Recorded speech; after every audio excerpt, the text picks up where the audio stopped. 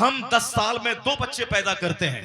Sex का मजा ये जानवर लेता है जो साल में 10-10 बच्चे पैदा करता है। हम अगर सिर्फ शादी ब्याह करना यही जिंदगी का सबसे बड़ा काम है, औरतों के पीछे पीछे घूमना, जिसको डीएम बनना था वो दिल फेंक आशिक बन रहा है, जलसा जुलूस में आके तकरीर सुनना चाहिए, कुरान हदीस की बात सुननी चाहिए। वह कुरान जो इल्म का समंदर, वह कुरान जो इल्म का पहाड़, वह कुरान जो इल्म का सरचश्मा है। जब मदरसे में 20 साल बच्चे पढ़ते हैं फिर भी कहते हैं कि मैं कुरान पाक की एक आयतों की तफसीर और तौज़ी कम हक़ों में नहीं पढ़ पाया। जब भी मैं पढ़ता हूं हर बार नए इल्म का इजाफा होता है। लेकिन जो लोग कभी कुरान पढ़ते ही नहीं है या कभी रमजान में तरावी सुन लिया तो बेदिली के साथ बगैर समझे बूझे ऐसे ही रस्मन जाके शरीक हो गया। जब इमाम साहब रुकू में जाने लगे तो झटपट शरीक हुए। ऐसे सारी जिंदगी वो तरावी पढ़ता रहे, कभी तरावी की नमाज और खत्म कुरान का सवाब नहीं मिलेगा उसको। जबकि सवाब उस वक्त मिलेगा जबकि अलहम्द से लेके वन्नास तक पूरा कुरान बंदा हालत नमाज में सुनेगा, हालत नमाज में सुनेगा, तब तरावी की नमाज होगी। ऐसा नहीं कि गए बस बाहर जाके गपशप कर रहे हैं और इमाम साहब रुकू में गए झट से शरीक हो गया। खत्म कुरान का सवाब कभी नहीं मिलेगा, क्योंकि खत्म कुरान का अज्र उस वक्त मिलेगा जबकि पूरा कुरान हालत नमाज में सुना गया हो।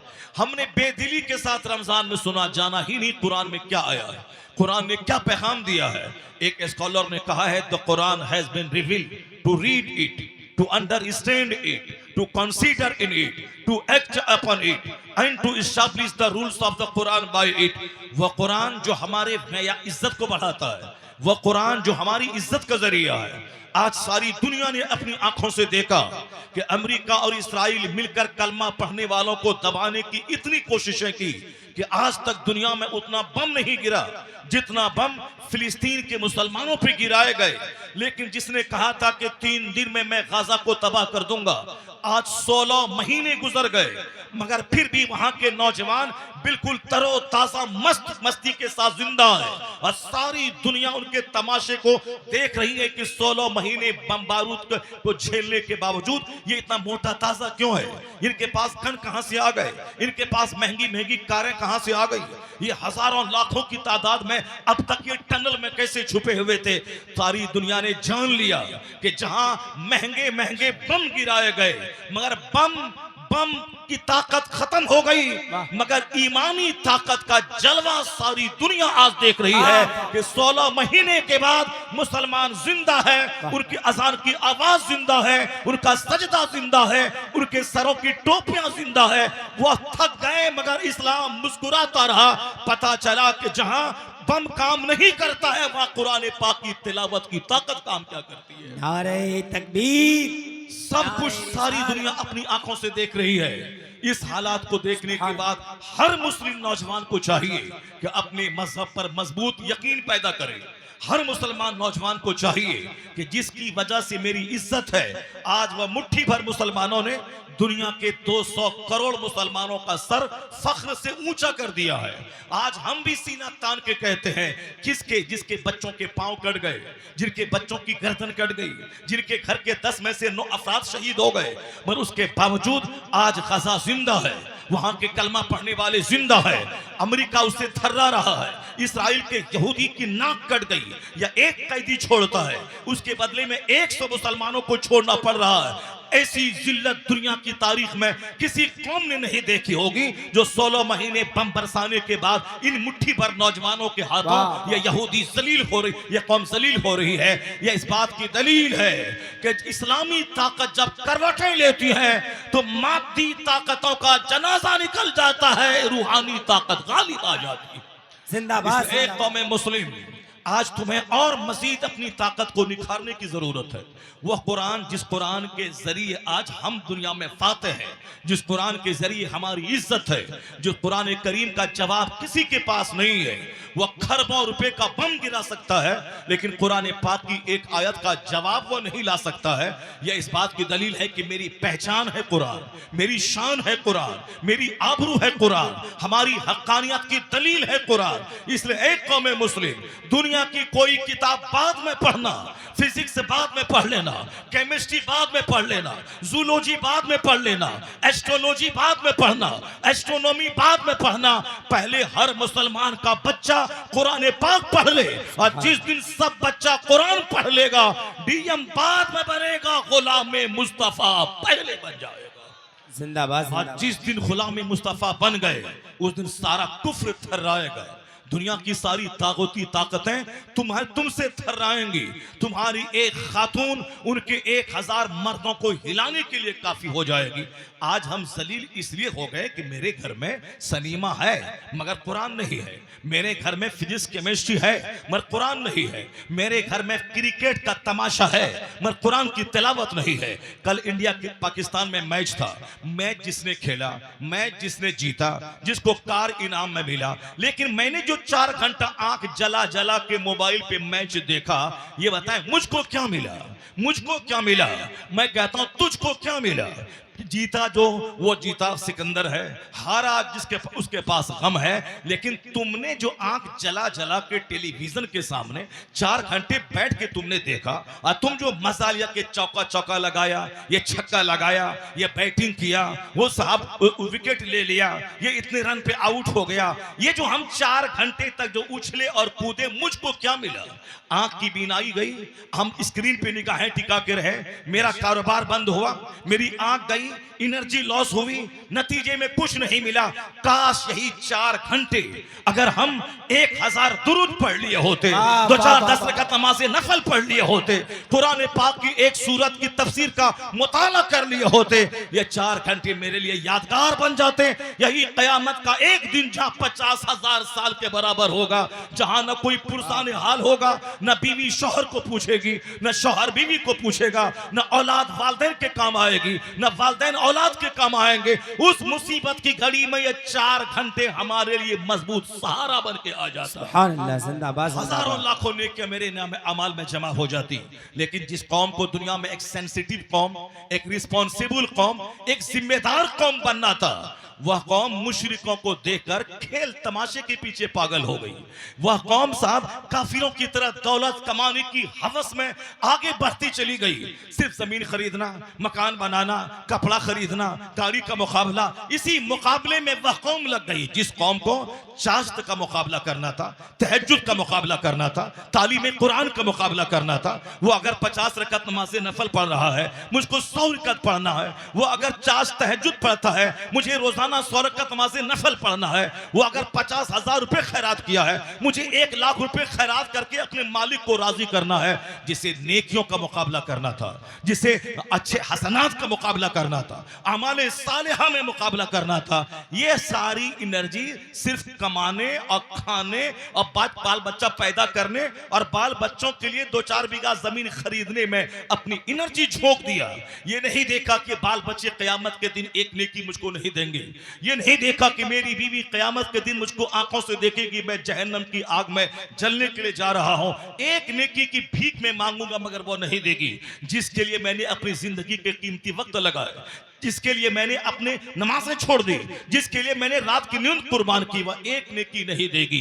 तो अक्लमंदी का तकाजा है कि जब तक आंख खुली है, जब तक सांस चल रही है, मरने के बाद जब जिंदगी में कोई किसी का नहीं है, तो मरने के बाद कौन किसका होगा। इसलिए हमें दुनिया में भी मेहनत के साथ इज्जत की रोटी हासिल करनी है, और मरने के बाद हमें जन्नत की तैयारी इसी दुनिया में करनी है। तो जिसको दुनिया में खुशहाल रहना है, जिसको जन्नत जाना है, उसको दूसरी कौम के मुकाबले में डबल मेहनत करनी होगी। कुफ्र की ताकत है, दुनिया में खुशहाल रहने के लिए 18 घंटे मुताला करती है, दुनिया में खुशहाल रहने के लिए 16 घंटा ओवर टाइम लगा के काम करती है। तो जो मुसलमान को दुनिया में भी खुशहाल रहना है और मरने के बाद खरबों साल की जन्नत में जाना है, इसे काफिरों के मुकाबले में डबल मेहनत करनी होगी। और यह सोचना होगा कि खेत खलियान गए बगैर रोजी नहीं मिलती है, दुकान गए बगैर रोजी नहीं मिलती है, बिजनेस बिजनेस किए बगैर तरक्की नहीं मिलती है, तो उसे गिरा बांध के रखना होगा। जब दुनिया में अल्लाह रोजी देने वाला है, मगर दुकान गए बगैर रोजी नहीं मिलेगी, खेत में हल जोते बगैर रोजी नहीं मिलेगी, तो मस्जिद गए बगैर भी जन्नत नहीं मिलेगी, रोजा रखे बगैर भी जन्नत नहीं मिलेगी, हज किए बगैर जन्नत नहीं मिलेगी। अल्लाह रोजी देने वाला है मगर खेत जाना होगा, अल्लाह जन्नत देने वाला है मगर मस्जिद जाना होगा, सदका करना होगा, खैरात करना होगा, तब दुनिया में अल्लाह रोजी देगा, मरने के बाद जन्नतुल फिरदौस। नारे तकबीर, नारे रिसालत, इस्लाहे मुआशरा कॉन्फ्रेंस, खलीफे सरकारे ताजुश शरिया। ए मेरी कौम, आज पूरी तकरीर सुन के आपको जानी है, अगर सीने में दर्द जगा कि मैं मुसलमान हूं, मुझे कुरान सुनना है, मुझे मुस्तफ़ा का फरमान सुनना है, मुझे अब तक जो हुआ अब जिंदगी में एक नया यू टर्न लेकर अपनी जिंदगी में कमाल पैदा करना है, तो आप तकरीर का एक जुमला अपने दिल की गहराई में आप नोट करेंगे। मौत की तलवार सर पे लटक रही है। मैं अभी 15 साल से लगातार जिस हैदराबाद की जमीन निजामाबाद पे मैं खिताब करने जा रहा हूँ, 12वीं शरीफ के मौके पे जाता हूँ, पहले 13 तकरीर करने जाता था, फिर बाद में उसको घटा के 6 कर दिया, मगर हर साल कम से कम 3 तकरीर जरूर करने के लिए मैं उस शहर में जाता हूँ। पूरे हिंदुस्तान में सिर्फ एक शहर निजामाबाद है जहां 12वीं शरीफ के मौके पर 16 जलसे होते हैं। 25 सफरुल मुजफ्फर से वो जलसा शुरू होता है और 12वीं शरीफ के जुलूस पर वो जलसा खत्म होता है। 12 जलसा वो और 5 जलसे, ये 12 5 17 जलसे होते हैं। यह सिर्फ तन्हा वो शहर है जहां 17 जलसे 12वीं शरीफ के मौके पर वहां के नौजवान करते हैं। वहां के नौजवानों के पास करोड़ों रुपए का महल है। बाज नौजवान फॉर्च्यूनर 50 लाख की फॉर्च्यूनर पे चलता है, लेकिन उसके बावजूद उनकी सोच है कि फॉर्च्यूनर पे मैं चल रहा हूं, ये नेमत गाड़ी की मकान की जिस मुस्तफा के सदके में मिली है, उस मुस्तफा की आमद का जश्न मनाया जाएगा। इतना इस कदर शान से मनाया जाएगा कि बेटे की शादी में भी उतनी खुशियां नहीं मनाई जाएंगी जितनी खुशियां मुस्तफा की आमद के मनाई जाएंगी। वह लोग करते हैं, रोजाना टाइम देते हैं। एक जलसे में तो आप आते नहीं, हमारा बच्चा इधर उधर घूम रहा है, छोकरीबाजी कर रहा है, नहीं समझता है कि हाँ मेरी माँ भी है, मेरी बहन भी है, मेरी बेटियां भी है। जिसको तुम घूर कर देखने के लिए इस तरफ जा रहे हो सकता है कि तेरी बहन को कोई दूसरा घूर के देखने के लिए आ जाए, तब तेरे दिल पे क्या गुजरेगा। नामर्द, हिजड़े, बदतमीज, एक दूसरा अपने दूसरों की बेटी है, तो मुसलमान होने के नाते तुझको उसका प्रोटेक्शन देना चाहिए। ये हमारी बहन है, ये हमारी माँ है, ये हमारी चची है, ये हमारी फूफी है, ये हमारी दादी है। बदतमीज तुम इसका तरफ तकरीरें छोड़कर, ये जन्नत की क्यारी छोड़कर, ये जन्नत की महफिलें छोड़कर उसके इर्द गिर्द घूम रहा है। क्या तुझे अच्छा लगेगा कि तेरी माँ के इर्द गिर्द 10 छोकरा घूमे, तेरी बहन के इर्द गिर्द 10 छोकरा घूमे, तेरी बेटी के इर्द गिर्द 10 छोकरा घूमे? जब तू नहीं चाहता है बदतमीज, ये बता दे कि तू जिसको घूर के देख रहा है वो भी तो किसी की बेटी है, वो भी तो किसी की माँ है, वो भी तो किसी की बहन है। ये जलसा सजाया जाता है गैर मुस्लिमों के सांस्कृतिक कार्यक्रम की तरह नहीं कि वहां जाएं और साथ एंजॉय करें, तफरी करें, घूमें, नाचें गाएं। नहीं नहीं, वो तो दूसरों का मजहब है जहां ढोल बजाया जाता है, जहां हारमोनियम बजाया जाता है, जहां पूजा के नाम पे नाचा जाता है, जहां पूजा के नाम पे औरतों को नचवाया जाता है। इस्लाम इन तमाम खुराफात से पाक मजहब है। इस्लाम में ढोल के लिए कोई जगह नहीं है, इस्लाम में हारमोनियम के लिए कोई जगह नहीं है, इस्लाम में नाच के लिए कोई जगह नहीं है। हमारा त्यौहार ईद का त्यौहार है, रोजाना 5 नमाज है, ईद के दिन 6 नमाज है, एक नमाज और बढ़ जाती है, रोजाना 5 नमाज है, बकरीद के दिन 6 नमाज है, एक नमाज और अलग से बढ़ जाती है। तो जो लोग त्यौहार के बहाने नाचते हैं, त्यौहार के बहाने शराब पीते हैं, उसका हमसे क्या मुकाबला है। हमारा त्यौहार तो ये है कि डेली 5 नमाज फर्ज है और त्यौहार के दिन एक नमाज अलग से और वाजिब हो जाती है।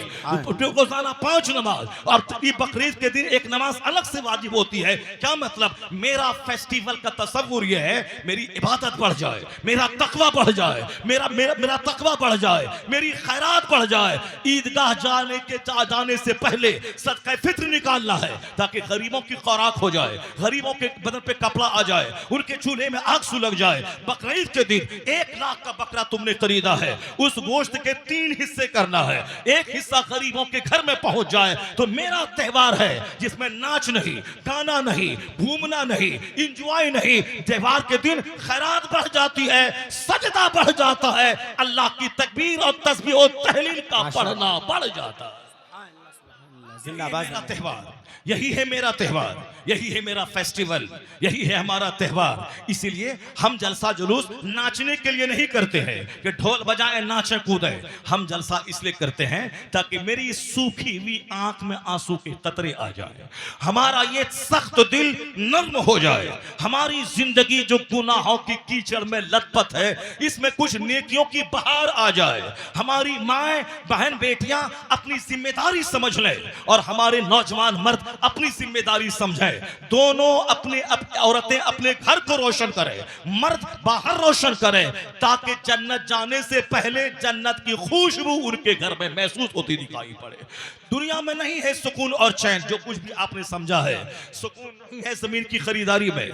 1000 बीघा जमीन का जोतने वाला दुनिया से चला गया, आज उनकी कब्र पे जानवर चल रहा है, उनकी कब्र पे कुत्ता पेशाब कर रहा है, उनका अपना बेटा भतीजा पोता नाती नवासा वो उनकी कब्र पे फातिहा पढ़ के उनकी बख्शिश की दुआ मांगने उनकी कब्र पे नहीं जाता है। उनको मोबाइल चलाने से फुर्सत कहाँ है, उनको बाप की छोड़ी हुई जमीन को बेचकर बुलेट खरीदने से फुर्सत कहाँ है, उनको बाप की छोड़ी हुई जमीन बेचकर मकान बनाने से फुर्सत कहाँ है। लेकिन जरा सी गैरत जिंदा रहती कि 1 कट्टा जमीन खरीदने में 10 लाख रुपए लगेंगे और ये 1 बीघा जमीन जो मेरे बाप ने छोड़ के जो मर गए, जो हमें 1 लाख की 2 लाख 2 करोड़ की जमीन जो हमको दे गए हैं, कम से कम उसकी कब्र पे तो हर जुमा के दिन चले जाएं, उनकी बख्शिश की दुआ करें, उनके दर्जात की बुलंदी की दुआ करें। इसको फुर्सत कहाँ है सिनेमा देखने से, इसको फुर्सत कहाँ हुल्लड़बाजी करने से, इसको फुर्सत कहाँ है बाजार में जाके दूसरों का मुंह देखने से, इसको फुर्सत कहाँ है दूसरों की चाय की दुकान पे बैठ के भीख मांग के चाय पीने से, इसको फुर्सत कहाँ है दूसरों की शादी में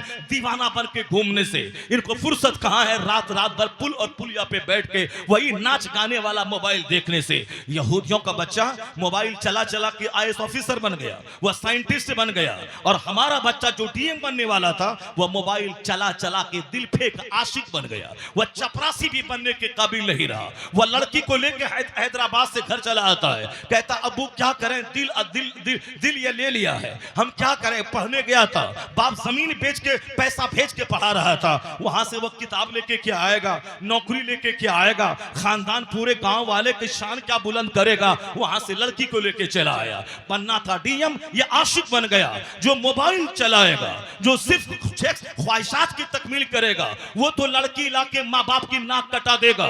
लेकिन जो एक एक मिनट को कीमती समझेगा, जो कुरान से जुड़ा रहेगा, जो आलिमों से जुड़ा रहेगा, जो नेक मजलिसों से जुड़ा रहेगा, वह लड़की लेके नहीं आएगा, वह वहां से मुलाजमत लेके आएगा, नौकरी लेके आएगा, IAS ऑफिसर बन के आएगा, वह बैरिस्टर बन के आएगा, वह लॉयर बन के आएगा, वह मास्टर बन के आएगा, ताकि खुद कमाएगा तो वो, मगर सारे गांव की नाक बुलंद हो जाएगी, सारे गांव की शान बुलंद हो जाएगी। वह काम मत कर कि तेरी सारी सलाहियतें एक औरत के पांव में दफन हो जाए, वह काम कर कि तू एक जबरदस्त बाप बन जा, जबरदस्त भाई बन जा, जबरदस्त समाज का एक फर्द बन जा, ताकि तू मर भी जाए तो सारा समाज तुम्हारी तालीम की रोशनी में सुकून महसूस करे और कहे ये अकेला नहीं था, पूरे समाज की आबरू और शान बन के चमकाता, पूरे समाज की आबरू बन के चमक, ना कि एक लड़की के चक्कर में सारे खानदान की नाक मिट्टी में मिला दे, सारे खानदान की आबरू मिट्टी में मिला दे।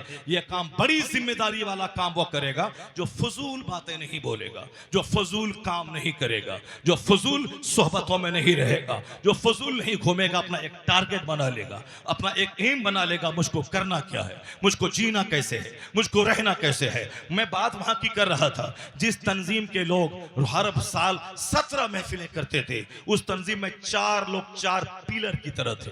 उन पिलर में से एक पिलर परसों गिर गया, वह 4 लोग गाड़ी से जा सफर कर रहे थे, एक जलसे से वापस आके कभी नहीं सोचा होगा कि ऐसा कुछ हो सकता है। जवान बीवी, 4 बच्चियां और 2 बेटे, बिल्कुल यंग आलिम दीन, मस्जिद का इमाम, वह लौट रहे थे, अब गाड़ी रफ भी नहीं चला रहा था, गाड़ी आगे जा रही थी, पीछे से एक लारी ने टक्कर मारा और सैयद अयूब हाशमी मस्जिद के इमाम का स्पॉट डेथ हो गया। यानी जो उस तंजीम का एक मजबूत सुतून था, खत्म हो गया। सारा शहर सोगवार है। ऐसा नहीं कि ऐसा क्यों हो गया, ये हादसा किसी के साथ हो सकता है और कोई वक्त मुतअय्यन हमारे नजदीक नहीं है, मगर अल्लाह के नजदीक एक वक्त फिक्सेड है। कौन कहां मरेगा, किस हालत में मरेगा, कैसे मरेगा, वो तो अल्लाह का शुक्र है। वो मस्जिद के इमाम थे और एक दूसरे पीर साहब सलमान मियां से मुलाकात करके वापस हो रहे थे, दीनी महफिल में गए थे, वहां से वापस हो रहे थे। तो चलो शहादत की मौत मर गए, मरना तो सबको है, लेकिन जो सनीमा हाल से लौटते हुए मर गया, जो तवाइफ के कोठे से लौटते हुए मर गया, जो कव्वाली की महफिल में जाके नाच कूद रहा था, हारमोनियम और तबला बाजा सुन रहा था, वहां से लौटते हुए मर गया। जो लोग जाके नाच कूद रहा था साहब, वो वहां से वापस होते हुए मर गया। तो इसके मतलब ये निकला कि खुदा की राह में मर जाना, शहादत की मौत मरना, नेक महफिलों में आते जाते रहना, अगर मौत आ जाए तो एक आला शहादत की मौत आ जाए। और हमेशा अपने आप को नाच गानों से बचाना, तवाइफ के कोठे से बचाना, सनीमा हाल से बचाना। अगर सनीमा हाल में 3 घंटे पैसा दे के सनीमा देखता रहा, और आजकल तो अचानक मौत वाक़ई हो रही है और नौजवानों की डेड बॉडी सनीमा हाल से निकल रही है और जिम खाने से निकल रही है। अगर 3 घंटे सनीमा हाल में सनीमा देखता रहा, अगर वहां मर गया, सर में चक्कर आया, अटैक आया, अगर मर गया तो क्या हाल होगा। और जलसे में आके अगर मर गया, मस्जिद में नमाज पढ़ते पढ़ते मर गया, रोजा रखते रखते मर गया, तो समझ ले कि शहादत की मौत मरा, आला मौत मरा। वह गंदी जगह गया, सीधे जहन्नम पहुंचा। अगर जलसे में आके मर गया तो सीधे जन्नतुल फिरदौस का मुसाफिर कर गया। सुभान अल्लाह, सुभान अल्लाह। इसलिए बंदा को चाहिए कि हमेशा अच्छी महफिलों में आना जाना रखे, ताकि मौत आए तो अच्छी महफिल में आए, अच्छी बातें बोलता रहे, ताकि मौत आए तो अच्छी बात जबान पे हो, अच्छी महफिलों में आता जाता रहे, ताकि मौत आए तो अच्छी महफिल में आ जाए। मरना तो सबको है। आप बोलेंगे क्या मौलाना को मरना नहीं है, मैं कहूंगा हाँ हाँ मुझको भी मरना है। आप कहेंगे आपके मौलाना कारी रसूलुल्लाह साहब थे, क्या वो नहीं मरे स्टेज पर तकरीर करते करते? आपके मौलाना एजाज कामठवी थे, क्या वो नहीं मरे तकरीर करते करते? आपके साहब शायर थे, नात पढ़ने के लिए घर से निकल रहे थे, सीढ़ी से नीचे गिरे और उनका इंतकाल हो गया। फला साहब थे, नात पढ़ते पढ़ते मर गए। मैं कहूँगा हाँ हाँ मरना तो सबको है, मगर गुटका चबा चबा के झूठ बोल बोल के मरना और है, नाते नबी पढ़ के मरना और है, तवाइफ के कोठे पे मरना और है, मस्जिद की चटाई पे सजदा करते हुए मरना और है। मरना तो सबको है, मगर वह मौत काबिले रश्क है जो खुदा करते करते आ जाए, अल्लाह अल्लाह करते आ जाए, दिन की महफिलों में आ जाए, खाने काबा में आ जाए, रोज़े रसूल पे आ जाए, आला हजरत के मज़ार पे आ जाए, मस्जिदों में आ जाए, जलसा में आ जाए। ये मौत सबको नहीं आती। अल्लाह जिससे मोहब्बत करता है उसी को नेक जगहों पे मौत अता फरमाता है। जब आज सडन डेथ, अचानक मौत आ रही है, किसी भी वक्त में कोई मर सकता है, उससे पहले अपनी जिंदगी का जायजा लेना चाहिए कि मैं कहां हूं और मैं क्या कर रहा हूं, मैं किस रास्ते में हूं, नेकियां कितनी मेरे पास हैं। अगर कल फजर के बाद मेरी मौत का ऐलान हुआ तो आज ही गौर कर लें कि नेकियां मेरे पास कितनी हैं और बुराइयां कितनी है। तो फिर आदमी को एहसास होगा कि मैं क्या कर रहा हूं। वह बाल बच्चों के लिए तो जिएगा, लेकिन उससे ज्यादा वह अपने लिए जिएगा, जन्नत के लिए जिएगा, आखिरत के लिए जिएगा, कब्र के लिए जिएगा, हश्र के लिए जिएगा। जिस रब ने पैदा किया उस रब करीम की इबादत के लिए जिएगा। तो अगर यह नियत रही कि मुझे जन्नत जाना है तो बाप के का पांव दबाएगा, वो भी जन्नत जाने का जरिया है। माँ का चेहरा देखेगा, वो भी जन्नत जाने का जरिया है। बीबी के मुंह में सुन्नत समझ के जो लुकमा डालेगा, वो लुकमे का भी अज्र मिलेगा। और अपने बच्चों को अदब अगर सिखाएगा कि मेरे लाल खाने से पहले दोनों हाथ गट्टों तक धो लेना है, मेरे लाल बैठने का सुन्नत तरीका ये है, दाना चबा चबा के खाना है, का पायजामा बैठ के पहनना है, कुर्ता खड़े होके पहनना है, मेरे लाल ऐसे पहनना है, ऐसे खाना है। याद रखें कहा गया है तुम अपनी औलाद को जो तरबियत देते हो, जो अदब सिखाते हो, इससे बेहतर कोई तोहफा नहीं है। 50 करोड़ का महल बच्चों को देना ये उतना बड़ा गिफ्ट नहीं है जितना अपने बच्चे को अदब, तहजीब, उसको दीनियात सिखा देना ये सबसे बड़ा तोहफा बाप की तरफ। नारे तकबीर, नारे शमीम रजा फैजी, अल्लामा डॉक्टर शहरियार रजा कादरी साहब किबला। एक बाप अपने औलाद को जितना भी गिफ्ट देता है, जितना भी तोहफा देता है, उससे बेहतर कोई तोहफा नहीं है। 50 करोड़ का महल बच्चों को दे के मर जाना, इसका कोई बेनिफिट आपको नहीं मिलेगा। 100 एकड़ जमीन छोड़ के बच्चों को मर जाना, उसका कोई बेनिफिट नहीं मिलेगा।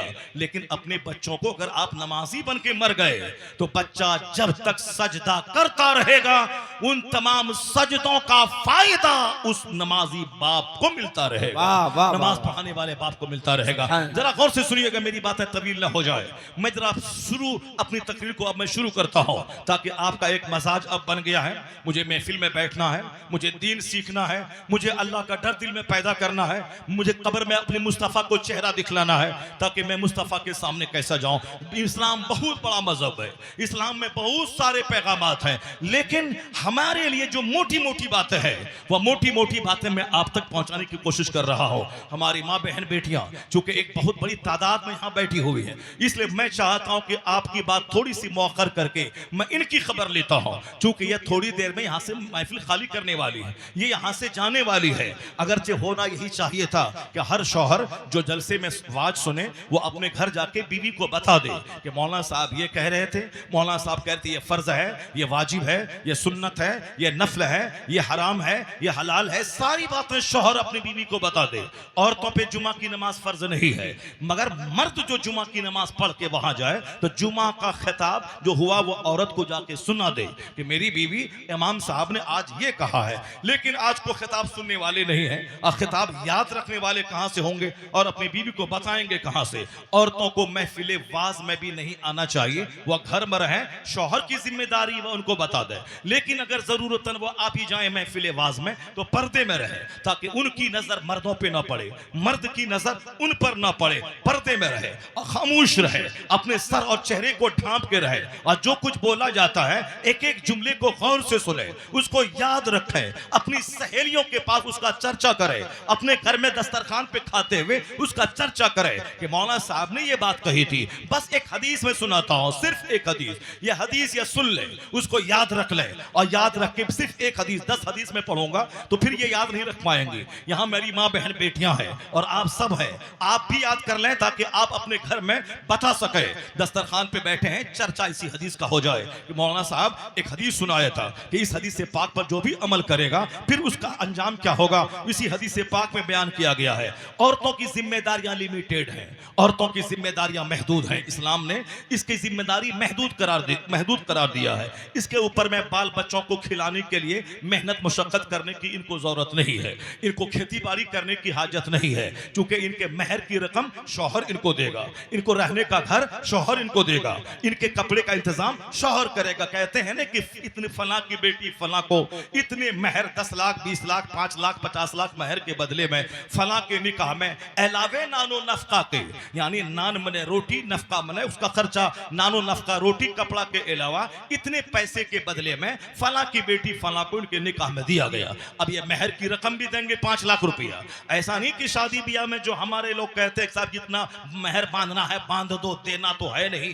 अगर हम पहले मर गए तो मोहल्ले की 5 औरतें इनको पकड़ के लाएंगी और कहेंगी कि जो इनका महर है उसको तुम माफ कर दो, तो वो तो माफ कर ही देगी। लेकिन अगर पहले वो मर गई तो क्या होगा? ये तो उसका हक था, उसके भाई बाप को देना होगा, लेकिन कौन देता है? नहीं देंगे। जरा सुनिए, हदीस पाक में आया है, मुसलमान होने के नाते कुरान अल्लाह का कलाम है, ये यकीन रखना पड़ेगा। हदीस मुस्तफ़ा का कलाम है, उसको यकीन करना पड़ेगा। हदीस पाक में वो हदीस जो सरकार दो जहां इस्लाम से मरवी है, आका ने इरशाद फरमाया, उस हदीस पाक में जरा भी शक करेंगे, डाउट करेंगे जो सही हदीस है, बस सीधे आप मिसगाइड हो जाएंगे। तो हदीस हुजूर का कलाम, कुरान अल्लाह का कलाम, मुसलमान होने होने के नाते गेट बाई हट करना होगा। जो हुजूर ने कहा सच कहा, जो अल्लाह ने कहा वो सच कहा। तो अल्लाह के रसूल ने क्या फरमाया?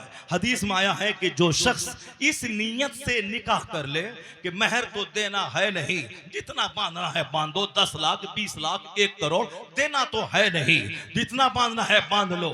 हदीस में आया है कि उस शख्स का हश्र कयामत के दिन ज़िनाकारों की फहरिस्त में होगा, ज़िना करने वालों की सूची में वह शामिल होगा। ऐसा नहीं कि चमड़े की जबान है, हिला दिया जो हुआ सो किया। दुनिया में तो बहुत सारे लोग हैं, कोई सुअर खाता है, कोई पाखाना खाता है, कोई गाय का पेशाब पीता है, कोई ऊंट का पाखाना पीता है। पीने वाला पीने दो, क्या आप भी पानी वही करेंगे?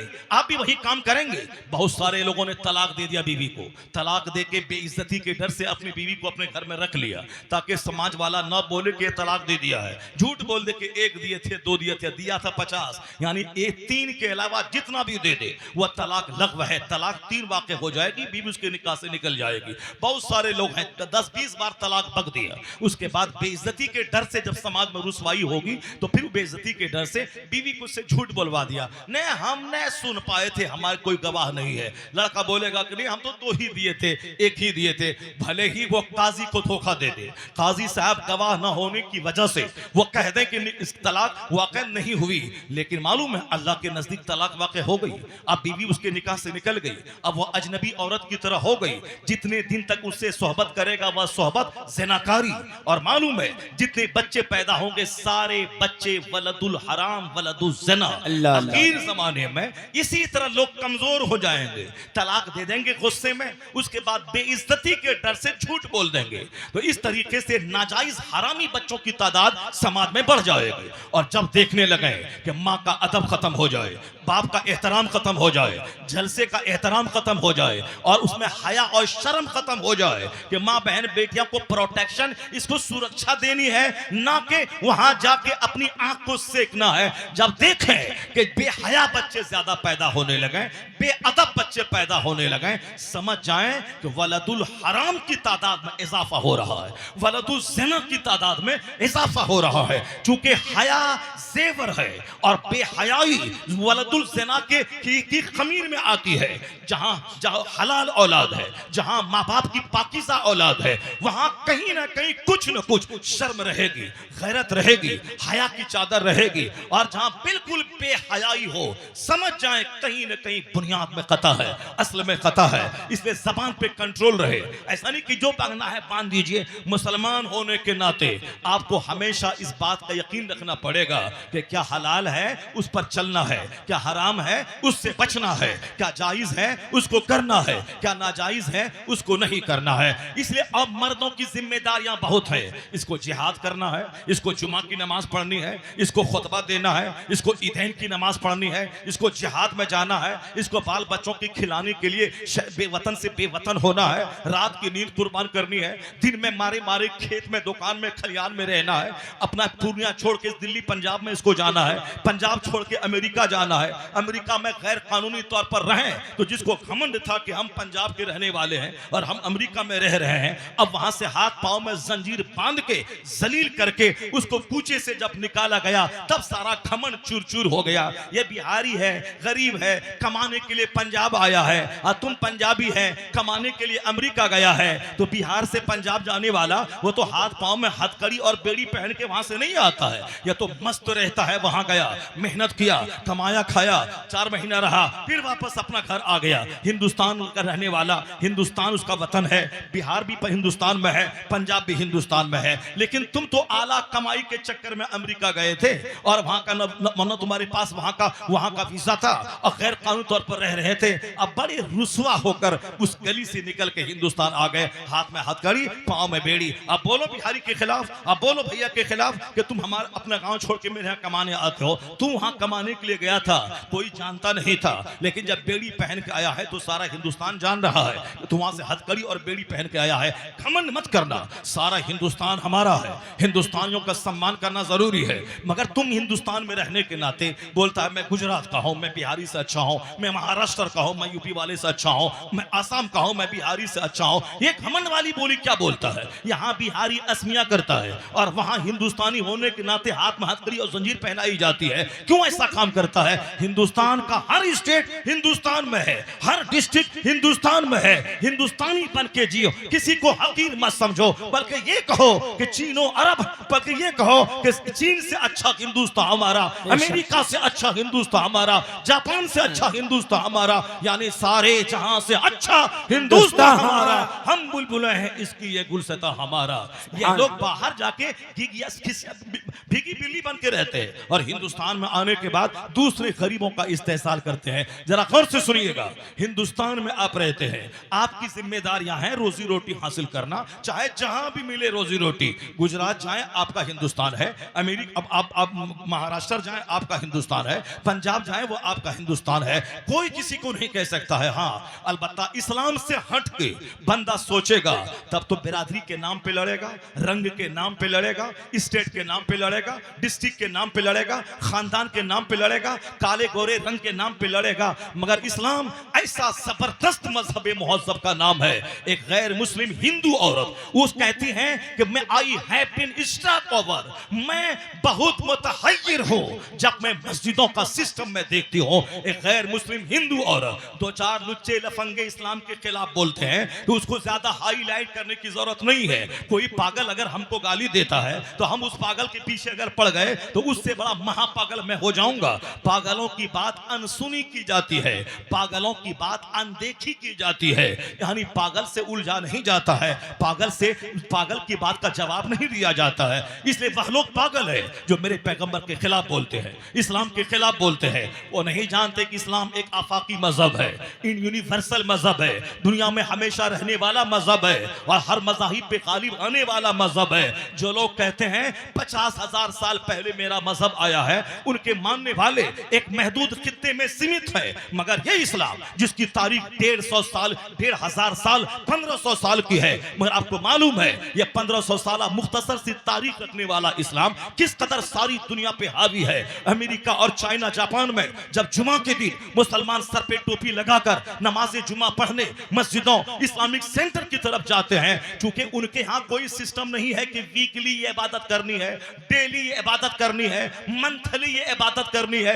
ईयरली ये इबादत करनी है। मगर मुसलमानों को कहा गया डेली 5 वक्त की नमाज पढ़नी है और वीकली जुमा की नमाज पढ़नी है, ईयरली ईद और बकरीद की नमाज पढ़नी है। तो डेली नमाज भी हम पर फर्ज है, वीकली नमाज जुमा भी हम पर फर्ज है और ईयरली यानी सालाना नमाज ईद बकरीद की हम पर वाजिब है। मतलब ये निकला हमारे यहाँ सिस्टम है, डेली का सिस्टम, वीकली का सिस्टम, ईयरली का सिस्टम, उनके यहाँ कोई सिस्टम नहीं है। जब हर जुमा के दिन मुसलमान सर पे टोपी लगाकर इस्लामिक सेंटर मस्जिदों की तरफ जाते हैं तो मुल्क है यहूदियों का, मुल्क है नसरानियों का, मगर हमारी इज्तिमाइयत, हमारी यूनिटी को देखकर वो दंग रह जाते हैं कि यहूदियों के मुल्क में ये मुस्तफा का गुलाम कहां से आ गया, नसरानियों के मुल्क में उनके गुलाम कहां से आ गए। लगता है कि सर पे टोपियां, हर तरफ मस्जिदें, लगता है ये मुल्क किसी दूसरों का नहीं, ये मुल्क तो मुसलमानों का है, मुस्तफा के गुलामों का है, ये तो कलमा पढ़ने वालों का है। पूरी दुनिया में ये इस्लामी छाप, इस्लामी शनाख्त, इस्लामी आइडेंटिटी अगर हमारी सारी बहन बेटियां अगर वो निकाब पहने तो हर बाजार में जो ये जाती है, हर बाजार निकाब पोश खवातीन से भर जाए। अगर हर मुसलमान चेहरे पे दाढ़ी रखे और हर आदमी नमाजी बन जाए, ऐसा लगेगा कि हिंदुस्तान नमाजियों का मुल्क है, हिंदुस्तान दाढ़ी रखने वालों का मुल्क है, ऐसा लगेगा हिंदुस्तान निकाब पोश खवातीन का मुल्क है। ये अपनी पहचान बना के रखें, उससे उसको इज्जत भी मिलेगी, इसकी हैबत भी कायम होगी, यहाँ वकार से रहेंगे और मरे तो गुलाम मुस्तफा बनकर मुस्तफा की जन्नत में पहुंच जाए। अपनी पहचान अगर गंवा देंगे तो दूसरों के पांव का फुटबॉल बन जाएंगे। एक गैर मुस्लिम खातून कहती है, I have been struck over again and again to see this indivisible unity of Islam. वो कहती है, when the azan is sounded the worshippers are gathered, the peasant and the king stand side by side together, the best embodiment of democracy can be seen 5 times a day in the mass। जरा गौर से सुनिएगा, वह हिंदू पढ़ी लिखी खातून क्या कहती है। बहुत मशहूर औरत है डॉक्टर सरोजनी नायडू। हमने ग्रेजुएशन करते हुए उनकी किताब मैंने कॉलेज में पढ़ी है। इतनी जबरदस्त राइटर और जबरदस्त पॉलिटिशियन कि आप दंग रह जाएं। वह एक गैर मुस्लिम हिंदू औरत, वो क्या कहती है, या इन जैसे 1 लाख पागलों पे भारी है वो। ये पागल रास्ता चलते बकते रहे नमाज के खिलाफ, इस्लाम के खिलाफ। ये पागल है, हमारे पास उन पागलों का कोई जवाब नहीं है। उन 1 लाख लोगों के लिए एक जवाब सरोजनी नायडू का एक जुमला है। वो कह रही है कि the best when the azan is sounded the worshippers are gathered, the peasant and the king stand side by side together, the best embodiment of democracy can be seen 5 times a day in the mass। वो गैर मुस्लिम खातून कहती है, जमहूरियत कहां है, प्रजातंत्र कहां है? अगर है तो नमाजों को देखो, मस्जिद में नमाज़े पंजगाना का सिस्टम देख ले। ये जमहूरियत का शानदार नमूना यहां से दुनिया वालों को मिलता है। अजान होती है, नमाजी जमा होते हैं, the peasant and the king, यानी बादशाह और किसान, मालदा बादशाह और मजदूर, ये दोनों एक सफ में जब खड़े होते हैं तो कहते हैं जमहूरियत का शानदार प्रदर्शन 5 वक्त मुसलमानों की मस्जिदों में हो जाता है। The best embodiment of democracy can be seen 5 times a day in the mass। वो आगे बढ़ के कह रही हैं कि you find in London an Indian an Algerian and a Turk, India is the motherland of one, Turkey is the motherland of another. वो कहती हैं कि आप लंदन में जाके देखें, ये 50 साल पहले की बात है। वो कहती है लंदन जाके देखें, एक बंदा इंडिया से गया, एक तुर्की से आया, एक अल्जीरिया से गया, मुल्क अलग, जबान अलग, काम अलग, लेकिन जब नमाज़े ज़ोहर असर मगरिब का टाइम हो जाता है, उस नमाज के टाइम में या इंडियन या अल्जीरियन और या तुर्की के लोग एक सफ में जब खड़े हो जाते हैं, वो कहती it makes man instinctively A brother. ये नमाज का सिस्टम तमाम बिखरे हुए इंसानों को एक खानदान का फर्द बना देता है। ऐसा लगता है कि ज़बान के इख्तलाफ की सारी दीवारें टूट गई, मुल्क के इख्तलाफ की सारी दीवारें टूट गई, आदम की औलाद आपस में भाई भाई बन गई है।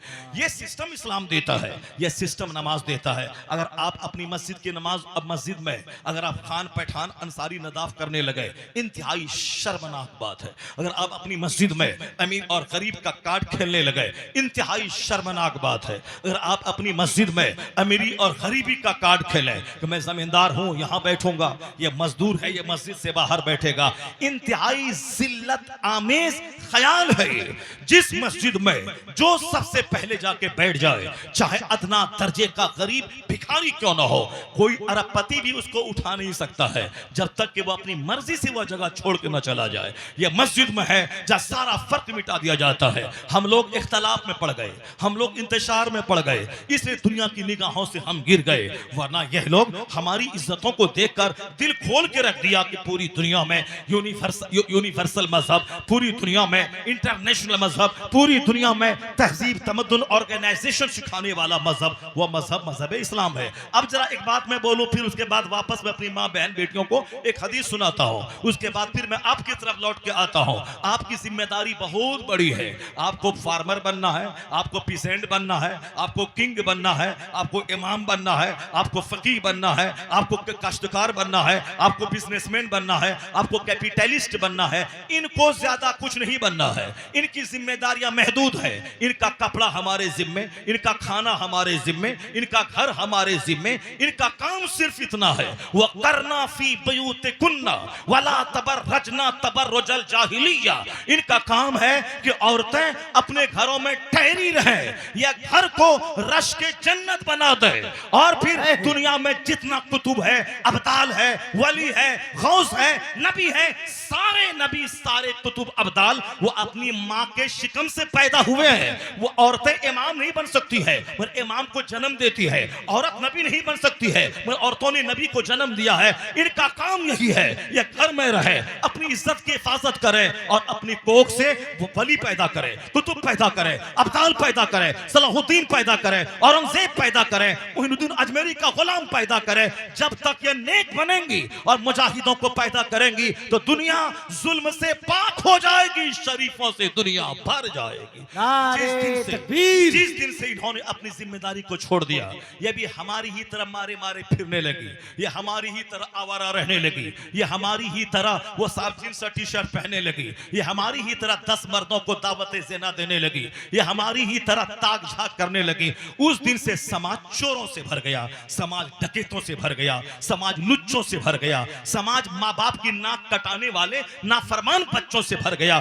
जब इसने कानूनी कुदरत है, जब माँ हुई सैयद, अब जब सब माँ हुई सर से लेके पांव तक नेकी का मुजस्समा, अब बाप हुए दिन भर जिहाद करने वाला, रात भर सजदा करने वाला, तब उस कोख का बच्चा कयामत तक के वलियों का सरदार अब्दुल कादिर जीलानी बन के दुनिया में पैदा हो गए।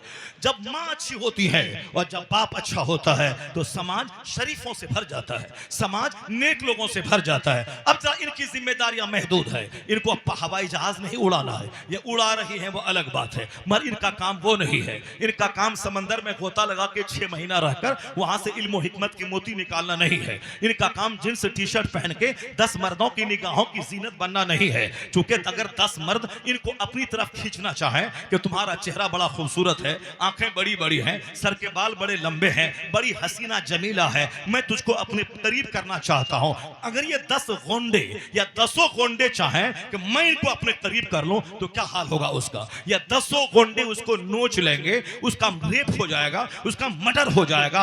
इसीलिए इस्लाम ने कहा कि तेरे ऊपर मोटी चादर पड़ी रहे ताकि तू काली कलोटी भूतनी रहे तो भी तेरा ऐब छुपा रहे चादर में, अगर तू परी रहे तो भी तेरा हुस्न छुपा रहे, हुस्न छुपा रहे। इसलिए चादर डालकर, पर्दा डालकर इस्लाम ने इन्हें जलील नहीं किया है, इन्हें रुस्वा नहीं किया है, इनकी इज्जत की हिफाजत करने के लिए इन पर कानून ने पर्दा नाफिज किया है, इनकी इज्जत की हिफाजत के लिए, ताकि इन 10 लुच्चों लफंगों की निगाहों की भीट में चढ़ जाए। क्योंकि चेहरा देखने के बाद ही बंदा जब उस तरफ माइल होता है तब उसको अपनी तरफ निचोड़ना चाहता है। जैसे कलकत्ता के आरजी कर मेडिकल कॉलेज में खूबसूरत लड़की, डॉक्टर बनने वाली लड़की, वह बिहार के देहात का कोई लफंगा जाके उससे रेप और मर्डर नहीं किया था, बल्कि उसी कॉलेज का आदमी उसके रेप भी करता है, उसको बेदर्दी के साथ मार भी देता है।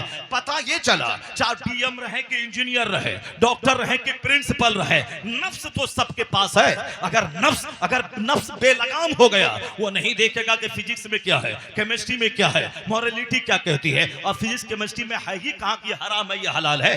वो तो 2 टका कमाने का इल्म देता है, ये हराम है ये हलाल है। ये तो अखलाकियात की किताबों से इल्म मिलता है, हदीस कुरान से मिलता है। इसलिए फिजिक्स पढ़ने वाला अगर रेप करे और मर्डर करे कोई ताज्जुब की बात नहीं है, क्योंकि वो पढ़ा ही कहां है कि औरतों की आबरू की हिफाजत करने के लिए कानून पर्दा इस्लाम नाफिज किया है। इसलिए एक कौम मुस्लिम ये शमे महफिल नहीं है, ये खातून खाना बन के रहे, बहार शरीयत पढ़े, अनवार शरीयत पढ़े, कंजुल ईमान पढ़े, उनकी चादर डाल के रहे, ताकि समाज के गुंडों की नजर इस पर ना पड़े, आवारों की नजर इस पे ना पड़े, लुच्चों की नजर इन पे ना पड़े। अगर लुच्चों की नजर पड़ेगी, इसके बदन को नोचेगा भी, रेप भी करेगा, अब 50 टुकड़ों में काट के नदी नाले में ये बहा देगा। इस तरह आम तौर पर आज खबरें सुनने को मिलती है। इसलिए इन लुच्चों की निगाहों की हवस से बचने के लिए मेरी माँ बहन बेटियों को फिल्मी तहजीब पर अमल न करना होगा, कुरानी तहजीब पे चलना होगा। कुरान कहता है करना फी बयूते कुन्ना, अपने घरों में ठहरी रह, वला तबर्रजना तबर्रुजल जाहिलिया, दौर जाहिलियत की औरतों की तरह मारे मारे मत फिरे, बाजारों में दिखाई ना पड़े मुसलमान की बेटियां हैं, सड़कों पे दिखाई ना पड़े मुसलमान की बेटियां हैं, वो ताक झांक ना करे मुसलमान मुसलमान के मोहल्ले में जवान औरत दिखाई ना पड़े। अगर ये पढ़ना लिखना है, घर से बाहर जाना है, इनकी दरसगाहें अलग हो, तालीम गाहें अलग हो, इनका पढ़ाने वाला 18 साल का जवान ना हो, वरना तो साहब दूसरी जगहों पे टीचर और शिष्य का संबंध इतना खतरनाक हो रहा है कि दूसरे लुच्चे लफंगे अपनी जगह टीचर ही अपनी शिष्या को हवस का शिकार बना लेते हैं। इसलिए कहा गया है ये पर्दे में रहे, अमन में रहेंगी, घर में रहे, घर काबिल रश्क बनेगा। और फिर ये कोशिश करे इनका अखलाक इतना ऊंचा हो, इनका इल्म इतना ऊंचा हो, इनका तकवा इतना ऊंचा हो, ये घर में रहे, मर्द बाहर कमाए और ये कुतुब अब्दाल जन्म दे। और जब समाज में कुतुब पैदा होंगे, नमाजी पैदा होंगे, तो समाज में जो बेचैनी की आग लगी है ये आग बुझेगी, अमन सुकून की हवा चलने लगेगी, नारे तकबीर, चलने लगेगी। नारे रिसालत, इस्लाह मुआशरा कॉन्फ्रेंस, हजरत अल्लामा शहरियार रजा कादरी। इनकी जिम्मेदारियां बहुत महदूद हैं। अब बस एक हदीस सुनाता हूं जो हुजूर का पैगाम है। आका क्या फरमाते हैं, अल मरअतु इज़ा सल्लत खम्सहा। बस एक छोटी सी जिम्मेदारी इनकी है, ज्यादा बड़ इन पर जिहाद फर्ज नहीं है, इन पर रोजी रोटी कमाना फर्ज नहीं है, इनकी जिम्मेदारी लिमिटेड है। हुजूर क्या कहते हैं, जो अल्लाह रब्बुल इज्जत के रसूल हैं, अल्लाह के महबूब हैं, जो हमें मकसद हयात बताते हैं। हम तो जीरो थे, कुछ नहीं थे, नापाक कतरे से हमको अल्लाह ने पैदा किया है। हम माँ के शिकम से दुनिया में बाहर आए हैं और हम माँ के पेट में माँ का खून पी के जिंदा रहे। माँ की गोद में अल्लाह ने उसके खून को दूध बना के हमारी रोजी का इंतजाम फरमाया। हमारी मोहब्बत माँ के दिल में अल्लाह ने डाल दिया। वह 10 साल तक नर्स की तरह हमारे पेशाब पाखाने के कपड़े को वो धोती रही। इनके दिल में मोहब्बत अल्लाह ने डाला। तो जिस रब ने इनके दिल में मेरी मोहब्बत डाल के इनसे खातिमा का काम लिया है, इनके पेट में इनका खून रोककर मेरी ग़िज़ा का इंतजाम किया है, उस रब्बे करीम का फरमान मर्द औरत सबके लिए आखिरी हर्फ है। उसमें चू चरा वाए वाट, इस दौर में उस दौर में वह पीरियड ये पीरियड नहीं। वह खुदा हमेशा के लिए है, हमेशा से है, वह अज़ली है, वह अबदी है, उनका सारा पैगाम अज़ली है।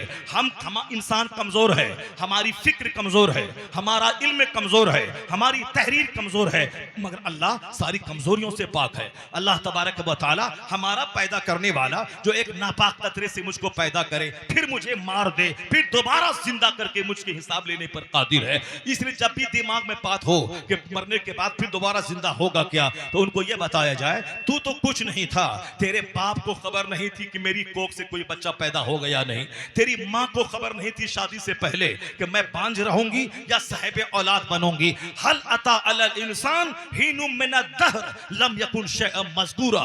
कुरान कहता है एक ऐसा जमाना नहीं गुजरा कि तेरा नामो निशान दुनिया में नहीं था। यानी मेरे माँ बाप की शादी जब नहीं हुई थी तो मेरी माँ को भी खबर नहीं था कि मैं माँ बनूंगी, बेटा होगा या नहीं होगा। मेरे बाप के हाशिए ख्याल में भी नहीं था कि मैं साहिब औलाद बनूंगा या मैं ऐसे ही रान रहूंगा, नहीं खबर थी। न तेरी माँ को इल्म था तेरा, न तेरे बाप को इल्म था तेरा। मगर जब कुछ नहीं था तो हमने तुझको एक अजूबा इंसान बना के, तेरे माँ बाप के मिलने के बाद एक अजूबा इंसान बना के मैंने तुझको दुनिया में पैदा किया। जब तेरा कोई चर्चा नहीं था तो तुझको मैंने अदम से वजूद में तुझको लाया, यानी तू कुछ नहीं था मगर तुझको खूबसूरत इंसान बनाया। तो ठीक उसी तरह जब तू मर जाएगा, जब मैं तेरी रूह निकाल लूंगा, तू मर जाएगा, कब्र में डाल दिया जाएगा, तेरी फिजिकल बॉडी तो सड़ गल जाएगी। जिस तरह से मैं पानी की बूंद से तुझको पैदा किया, उसी तरह तेरी सड़ी हुई हड्डी से मैं दोबारा तुझको पैदा करूंगा और फिर तुझसे मैं हिसाब लूंगा। ये बता दे तुमने जवानी किस काम में गुजारी, ये बता दे अपना जीवन तुमने किस काम में गुजारा, ये बता दे तुमने माल कहां से कमाया, कहां खर्चा किया, ये बता दे कि तुमने जो सुना सीखा पढ़ा उस पर तुमने कितना अमल किया। ये 4 सवाल का जवाब जब तक अल्लाह बंदे से ले नहीं लेगा, उस वक्त तक बंदे का पांव अपनी जगह से 1 इंच नहीं हटेगा। तो अल्लाह कहता है जब मैंने तुझको पानी की बूंद से पैदा किया, फिर दोबारा जिंदा करना मेरे लिए क्या बड़ी बात है। पहली बार पैदा करना ये भले मुश्किल काम हो, वो मुश्किल मेरे लिए आसान है, तो फिर दोबारा तुझको जिंदा करके हिसाब लेना ये कौन सा कौन सा मुश्किल काम है। इसलिए अगर दिमाग में किसी के भ्रष्ट ख्याल आता हो कि मरने के बाद बंदा सड़ जाता है, गल जाता है, कोई हिसाब किताब नहीं लिया जाता है, ये उसका ख्याल खाम है, वो नहीं जानता है। कुरान की सबसे बड़ी सूरत सूरह बकरा है। उस सूरह बकरा में इसी मैटर को वजाहत के साथ बयान किया गया है। बकरा के माने गाय, अंग्रेजी में कहते हैं द काउ, यानी अरबी में बकरा है। उसका नाम भी इसी पैराग्राफ पे हुआ है। उसमें ये मरने के बाद हिसाब किताब दोबारा जिंदा होने के इस फलसफे को वजाहत के साथ बयान किया गया है। उसी सूरह बकरा में एक वाकया है। जनाब इब्राहिम अलैहिस्सलाम ने कहा था, ए अल्लाह कैफा तुहिल मौता, कैसे तुम मुर्दा को जिंदा करेगा।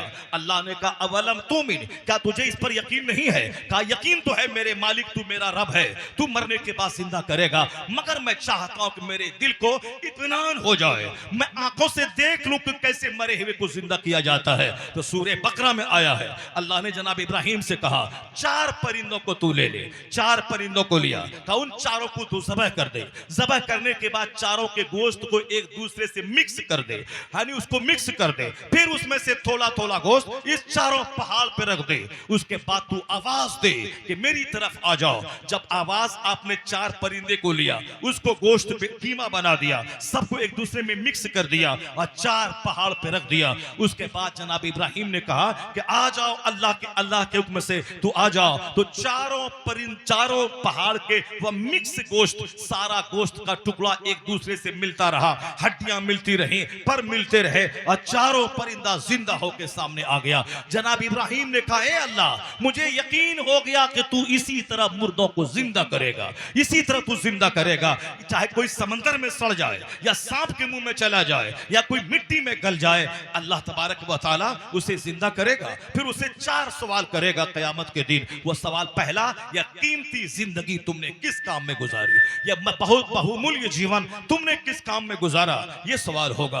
दूसरा सवाल होगा कि तुमने जवानी किस काम में लगाई। बचपन में तो गैर मुकल्लफ रहे, बुढ़ापे में तो 1 दर्जन बीमारियां सर पे रही, कभी दांत में, कभी आंख में, कभी टखने में दर्द रहा। ये जवानी का जो क्रीम पीरियड है, उस क्रीम पीरियड को तुमने किस काम में लगाया। खाते खाते, सोते सोते, घूमते घूमते, दूसरों का चेहरा देखते, इंजॉय करते, किस काम में। ये जवानी ही है जो क्रीम पीरियड है इबादत के लिए, दुनिया में मेहनत से कमाने के लिए। कहा गया है कि 70 बूढ़ा मिलके अगर तौबा करे कि अब मैं गुनाह नहीं करूंगा, अब मैं नेक बनूंगा, तो अल्लाह उतना खुश नहीं होता जितना एक जवान की तौबा से अल्लाह खुश होता है। क्योंकि बूढ़ा आदमी की तो कमर झुक गई, उसकी रगें टेढ़ी हो गई, उनकी ख्वाहिशात मर गई, इसलिए अब वह बूढ़ा तौबा न करे तो क्या करे। लेकिन वह जवान जिसकी आंखों में ख्वाहिशा शहवत जिंदा है, जिसकी शर्मगाह में शहवत जिंदा है, जिसके सीने में शहवत जिंदा है, ये अगर आंखें बंद कर लेता है, दिमाग को गंदे ख्याल से पाक कर लेता है, अपनी शर्मगाह की हिफाजत करता है, ये नफ्स में आग लगी है कि देखा जाए, मगर ये आंख बंद करके नफ्स पे कंट्रोल करता है, लाहौल पढ़ता है, अपने आप को उस राहों से जाने से बचाता है, अगर ये तौबा कर लेता है तो 70 बूढ़ों की तौबा से ज्यादा उस जवान की तौबा से अल्लाह खुश हो जाता है। क्योंकि इन्होंने मुश्किल काम किया है, इन्होंने बड़ा हार्ड काम किया है, जो काम इनके बस में नहीं था, मगर इसने अल्लाह की रहमत से उम्मीद करते हुए अपने आप को गुनाहों से बचाने की कोशिश की है। ये तो बूढ़ा है, वो तो कमर ही नहीं उठेगी तो क्या जुर्म करेगा। इसलिए असल तौबा जवानी की, असल मेहनत जवानी की, असल इबादत जवानी की। बुढ़ापे में तो तरावी की नमाज में 5 बार वजू करना पड़ता है, अब पीछे से गैस फॉर्म हो जाती है, मगर जवान चाहे ईशा के वजू से फजर पढ़ सकता है। उनका गुर्दा मजबूत, उनका मसाना मजबूत, उनका लीवर मजबूत, उसकी छोटी बड़ी आंत मजबूत, इसलिए वह 10-10 घंटे तक एक वजू से रह सकता है। तो असल इबादत जवानी की है, वरना बुढ़ापे में सिवाय रोने से कोई फायदा ना होगा। अल्लाह सवाल करेगा अन शबाब ही, जवानी के बारे में कि तू जवानी किस काम में लगाया।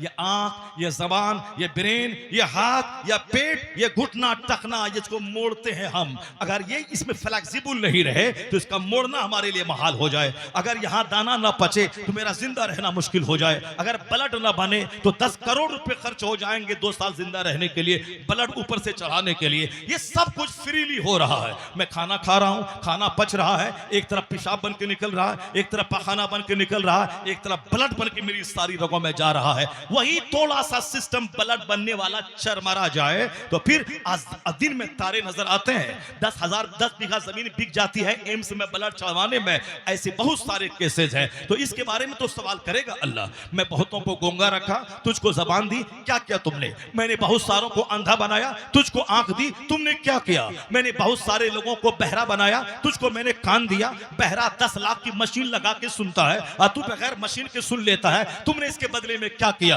ये बता दे। आंख का सवाल, दिल का सवाल, जबान का सवाल, ब्रेन का सवाल, पांव का सवाल। इस पांव को कहां लेके गया? सिनेमा हॉल में, तारीख की भट्टी में, दूसरों को सताने के लिए, दूसरों की बेटी का रिश्ता तोड़वाने के लिए, थाने में दूसरों को फंसाने के लिए, दूसरों के ग्राहक को रोकने के लिए, दूसरों के खिलाफ पंचायती करने के लिए कहां इस पांव को ले गया? सवाल तो होगा।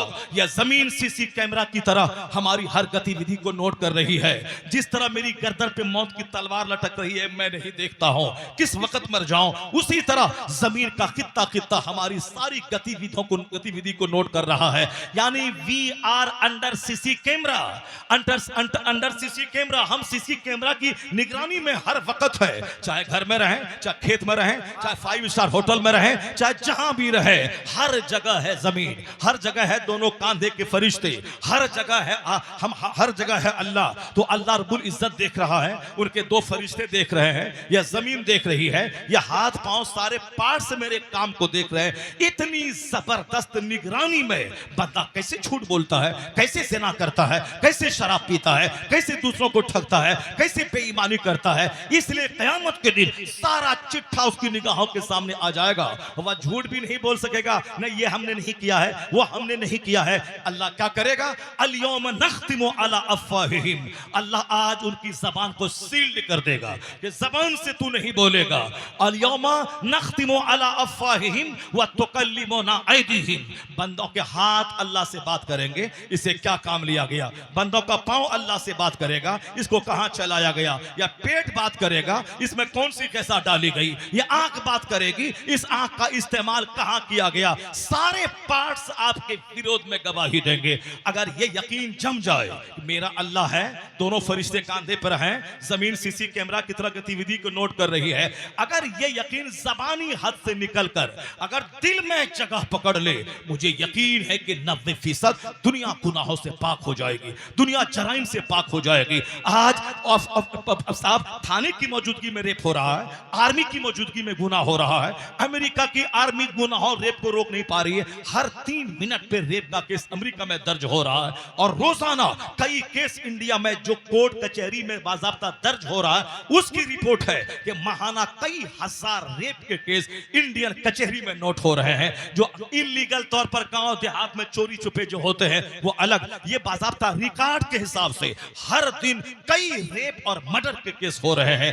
पुलिस की मौजूदगी में जुर्म क्यों नहीं मिट रहा है? नहीं मिटेगा। पुलिस सामने है, उसके बावजूद लोग चोरी छुपे शराब पी लेते हैं। इसलिए इस्लाम कहता है कि तू अपने दिल में इस अकीदा को मजबूत दे दे, मजबूत जगह दे दे कि अल्लाह देख रहा है, फरिश्ते देख रहे हैं, जमीन नोट कर रही है। ये अकीदा जितना पुख्ता होता जाएगा, दुनिया से क्राइम घटता जाएगा, क्राइम का गिराफ खत्म होता जाएगा। इसलिए सारी दुनिया को इस्लाम आवाज दे रहा है। तुम कोर्ट की मौजूदगी में गुनाह रोक नहीं पाए, कचहरी की मौजूदगी में गुनाह नहीं रोक पाए, तुम पुलिस की मौजूदगी में गुनाह नहीं रोक पाए, तुम आर्मी की मौजूदगी में गुनाह नहीं रोक पाए, तो अब इतना कर ले जो इस्लाम का बुनियादी अकीदा है, इसको फैला दे, इसको हर घर में फैला दे, इसको फोर्सली इस अकीदे को नाफिज कर दे। और जिस दिन ये अकीदा मजबूत हो गया, न आर्मी रहे न कचहरी रहे, बंदा अल्लाह से डरेगा, दुनिया क्राइम से पाक हो जाएगी, नेकियों का गहवारा हो जाएगी। वाह वाह वाह अकीदा वाह, मजबूत होना चाहिए, जिंदाबाद, अकीदा जिंदाबाद। मजबूत होना चाहिए। दुनिया वाला कुछ भी करे मगर आप तो यकीन कर ले। क्या अब जरा गौर से सुनिए, मैं इस टॉपिक को टच करूं, उसके बाद एक हदीस सुनाऊं, फिर उसके बाद एक बात आपके लिए बोलूं, उसके बाद मैं आपसे रवाना हो जाऊं।